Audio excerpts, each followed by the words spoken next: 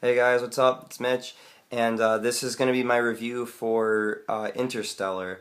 I just saw it the other day on Thursday at 8 p.m. in Oshkosh at the Marcus Cinema. Interstellar is a movie directed by Christopher Nolan, who directed all the new Batman movies. He also directed Inception and Memento. And it stars Matthew McConaughey, who just won an Oscar for Best Actor last year for Dallas Buyers Club. He was also in Magic Mike. And it also stars Anne Hathaway, who is from Les Miserables and The Devil Wears Prada. It also has Jessica Chastain, who is from Zero Dark 30 and The Help, and Michael Caine, who is also in Alfred in the Batman trilogy and from Cider House Blues. Rules, excuse me, Cider House Rules. And Casey Affleck's also in there, and I haven't seen him in much since before, what's that movie? Since before Out of the Furnace. I always liked him as an actor, so it was really good to see him in other things.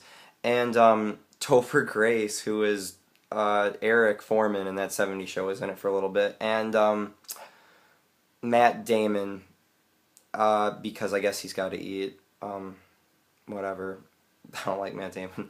Anyways, I waited over 2 years to see this movie.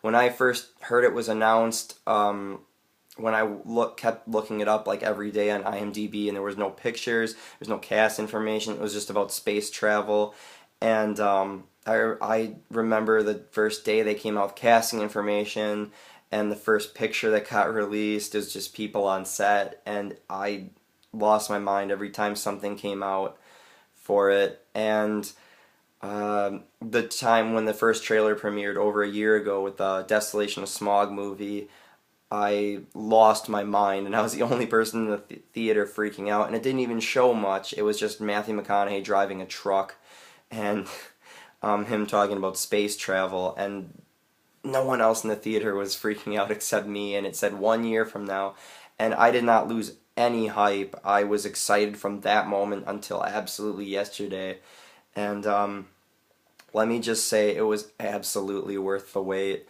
It's 3 hours long, but it's definitely worth it. Every single minute of it, I was on the edge of my seat. I don't really want to reveal the plot, but I'm going to, just to get you guys to want to go see it, because if I just said it was great and go see it, there would be no reason to, because I didn't give you a reason. But I'll give you the basic plot, just the problem. I'm not going to give you the solution or how it went, but the basic plot of Interstellar is that there was a second Dust Bowl in the world. Oh, by the way, if you don't want to hear what this is about, just exit, and you can go see it for yourselves if you want to go in fresh. But if you want to know a little bit of what's about, then keep on listening. But there was a second Dust Bowl in the world, and it was happening for a few decades, and I think 6 billion people die from it, and there's only a billion people left, and Matthew McConaughey was a astronaut back in the day, and a scientist gets a hold of him and says, "We need you to head a space expedition because we found a black hole in space that will let us glimpse into another galaxy, and we want you to helm the expedition and take a crew out there and see what's going on out there."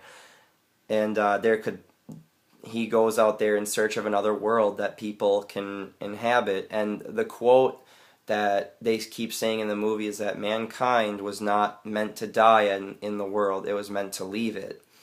So I thought that was really neat, how the whole idea that maybe someday the world might end, and that if we try hard enough we could maybe find another world.